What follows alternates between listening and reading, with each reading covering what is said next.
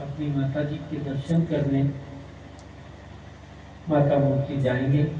हम सबको भी अवसर मिला हुआ है, कल वहाँ का दर्शन हम सब भी करेंगे। अभी भगवान की यही अतिशय कृपा है कि संतों का दर्शन सब प्रकार से मंगल हो जाता है, और उनकी वाणी अगर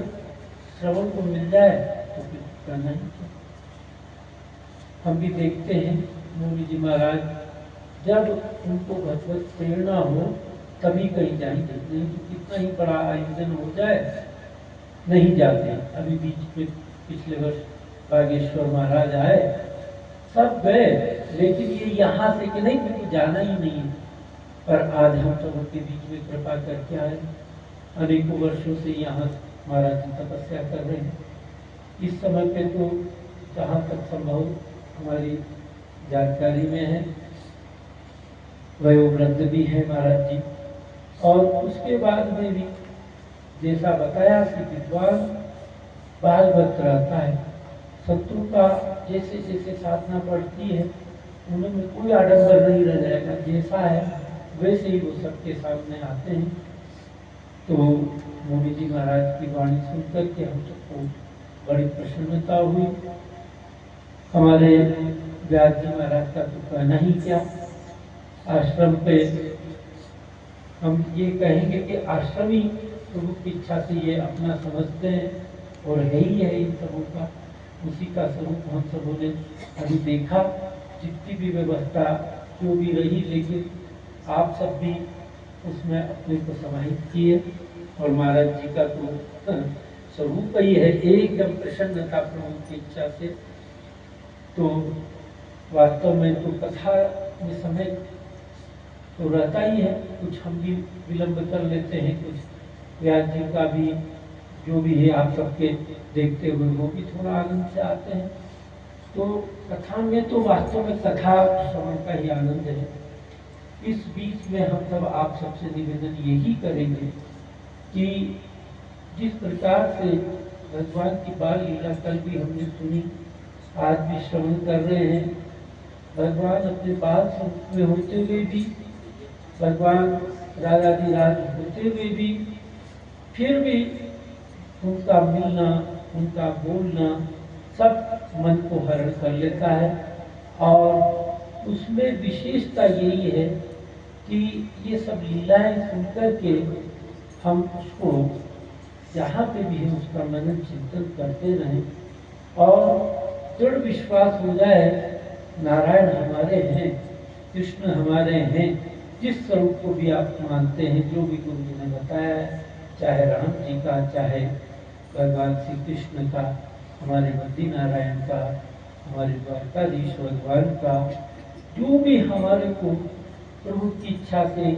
सहज में, और भगवान कृष्ण का तो स्वरूप ही ऐसा ही है। जो भी एक बार बाके बिहारी जी का, वृंदावन बिहारी जी का अगर दर्शन कर लिया तो चाहे और जगह मन खींचे न खींचे, पर वहाँ तो एकदम भगवान का आनंद आ ही जाता है। और उसी आनंद को दिलाने के लिए हम सबों का इस बद्रिका आश्रम में महाराज जी के मुखार बिंद से महाराज जी की जो छवि है देख करके हम भी जब कभी महाराज जी के साथ में रहे, चाहे कुंभ में, चाहे मोदी नगर में, तो हमें लगा कि जिस तरीके से भगवान कृष्ण जब तक वृंदावन धाम में रहे, और किस तरीके से वहाँ उनका सबके साथ में मिलना होता था, और जिस तरीके से उनका संवाद होता था, तो देख करके लगता कोई व्याधि नहीं, भगवान के स्वरूप में ये सबको आनंद दे रहे हैं। उसका आनंद आप समय समय से लेते रहेंगे। और पुनः पुनः भगवान बद्रिका आश्रम में जब जब भी अवसर मिलेगा आप आए, आप सबका आश्रम है। और एक निवेदन और आपसे हाथ जोड़ करके हम करेंगे, हम गौ माता हमारे हृदय में आ जाए, गौ माता के प्रति हमारा प्रेम हो जाए, संतों के प्रति प्रेम हो जाए, तो वास्तव में शास्त्र के प्रति भी हमारा प्रेम होगा। और घर पे जहाँ पे भी हमारा भागवत जी है,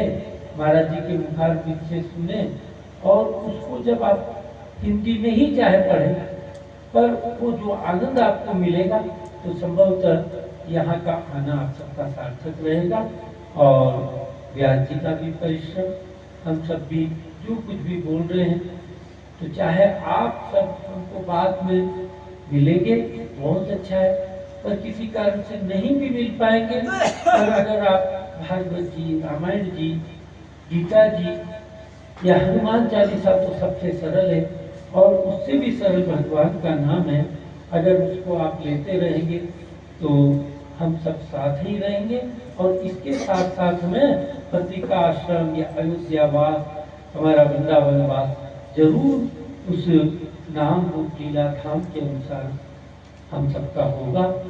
यही सब आपस की वार्ता होते हुए भगवान के चरणों में हम प्रणाम करेंगे, व्यास जी के चरणों में, संतों के चरणों में, और आप सब भक्तिमती माताओं,